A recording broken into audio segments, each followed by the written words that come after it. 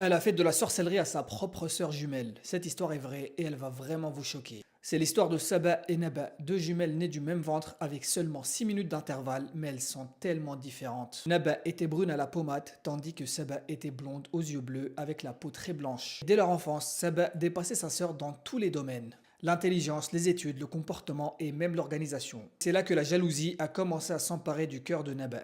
Une jalousie silencieuse et profonde, mais qui au fil des années s'est transformée en haine et en envie. Et la seule raison à tout cela est que Saba était meilleure que sa sœur dans tous les domaines. Et pourtant, Saba aimait profondément sa sœur Naba et elle était toujours présente pour elle et toujours gentille avec elle. Mais autour d'elle, les gens appréciaient de plus en plus Saba au détriment de Naba. Même leur propre tante paternelle voulait marier Saba à son fils. Mais leur mère a refusé car Saba était beaucoup trop jeune. Et depuis ce refus, la mère et la tante étaient constamment en conflit. Et au fil des années, les hommes venaient constamment demander la main de Saba et la haine de Naba continuait à grandir. Jusqu'au jour où cette tante a proposé une solution à Naba. Elle lui a dit qu'elle connaissait une femme qui pouvait les aider à faire redescendre Saba et la remettre à sa place. Et la solution était qu'elle lui fasse de la sorcellerie. Et au début, Naba était complètement choquée par cette proposition qu'elle a refusée tout de suite. Mais sa tante a tellement insisté et a enjolivé les choses aux yeux de Naba qu'elle a fini par accepter. Elles sont alors parties voir cette sorcière qui leur a dit apportez-moi des cheveux et des objets personnels de Saba. C'est ce qu'elle a fait. Elle est partie chercher des objets personnels de sa sœur ainsi que de l'argent afin de payer cette sorcière et le rituel a été accompli.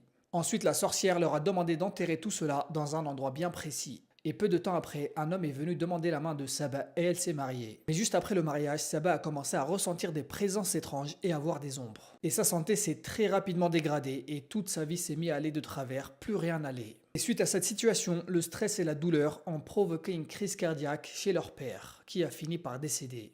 Et en voyant les allers-retours constants à l'hôpital, le mari de Saba ne supportait plus la situation et a décidé de faire appel à un raqi. Il voulait vérifier si c'était pas autre chose qu'une simple maladie. Alors le raqi est venu, il a récité le Coran sur Saba et lui a conseillé d'utiliser de l'huile d'olive. Alors Saba a fait tout ce qu'il lui a demandé et ensuite elle a eu comme une vision, un rêve dans lequel elle a vu toute la vérité. Mais par gentillesse de sa part et par amour envers sa sœur, elle refusait toujours de l'accuser. Malgré tout ça, Saba prononçait parfois des phrases qui faisaient comprendre qu'elle savait très bien qui lui avait fait ça. Mais avec le temps et en voyant tout ce qui se passe autour d'elle, Naba n'arrivait plus à supporter ce secret. Elle a fini par avouer tout ce qu'elle a fait, que c'était entièrement de sa faute, ainsi que de sa tante qui avait fait de la sorcellerie à Saba. Mais malheureusement, c'était trop tard, il n'y a plus aucun retour possible en arrière, le mal était déjà fait. Et l'état de santé de Saba continue à s'empirer jusqu'à qu'elle a fini par quitter ce monde. Inna lillahi wa inna ilayhi raji'un. Et un message à tous ceux et celles qui touchent à ce poison qui est la sorcellerie. Sachez que vous détruisez la vie des gens et vous ne trouverez jamais la paix ni le bonheur dans ce bas monde.